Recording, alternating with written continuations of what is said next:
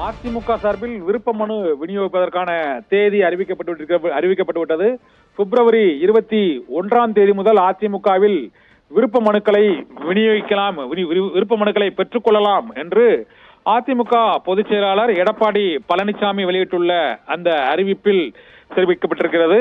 இந்த பிப்ரவரி 21 முதல் மார்ச் 1ஆம் தேதி வரை விருப்ப மனு விண்ணப்பங்களை அதிமுகவின் தலைமை அலுவலகத்தில் பெற்றுக் கொள்ளலாம் என்றும், பொது தொகுதிக்கு 20,000 ரூபாயும் தனி தொகுதிக்கு 15,000 ரூபாயும் பணம் செலுத்தி தமிழகம் மற்றும் புதுவை உள்ளிட்ட 40 நாடாளுமன்ற மக்களவை தொகுதிகளுக்கும் விருப்ப மனு விண்ணப்பங்களை அதிமுகவினர் பெற்றுக் கொள்ளலாம் என்ற அறிவிப்பை வெளியிட்டிருக்கிறார் அதிமுக பொதுச் செயலாளர் எடப்பாடி பழனிசாமி. நாடாளுமன்ற மக்களவை பொதுத் தேர்தலுக்கான கூட்டணி பேச்சுவார்த்தை நடைபெற்றுக் கொண்டிருக்கக்கூடிய சூழ்நிலையில் அதிமுக சார்பில் இந்த விருப்ப மனு விநியோக அறிவிப்பு வெளியிடப்பட்டிருக்கிறது. ஏற்கனவே திமுக சார்பில் விருப்ப மனுக்கள் விநியோகிக்கப்பட்டு வருகின்றன. இந்த சூழ்நிலையில்தான் 40 நாடாளுமன்ற மக்களவை தொகுதிகளிலும் அதிமுக சார்பில் போட்டியிட விரும்பும் வேட்பாளர்கள் 21ஆம் தேதி புதன்கிழமை முதல் மார்ச் 1ஆம் தேதி வெள்ளிக்கிழமை வரை தினமும் காலை 10 மணி முதல்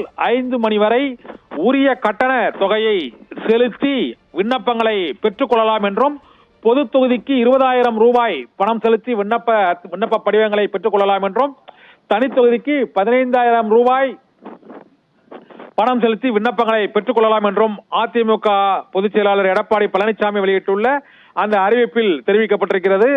தமிழகத்தில் அதிமுகவில் எந்த கட்சியுடன் கூட்டணி இருக்கிறது என்பது இன்னும் அதிகாரப்பூர்வமாக அறிவிக்கப்படாத சூழ்நிலையில் தேமுதிக, பாமக உள்ளிட்ட கட்சிகளுடன் அதிமுக, பாஜக உள்ளிட்ட 2 தரப்பினரும் பேச்சுவார்த்தை நடத்தி வரக்கூடிய சூழ்நிலையில் தமிழகம், புதுவை உள்ளிட்ட 40 தொகுதிகளுக்குமே அதிமுகவினர் விருப்ப மனுக்களை பெற்றுக் கொள்ளலாம் என்ற அறிவிப்பை வெளியிட்டிருக்கிறார்கள். பானு.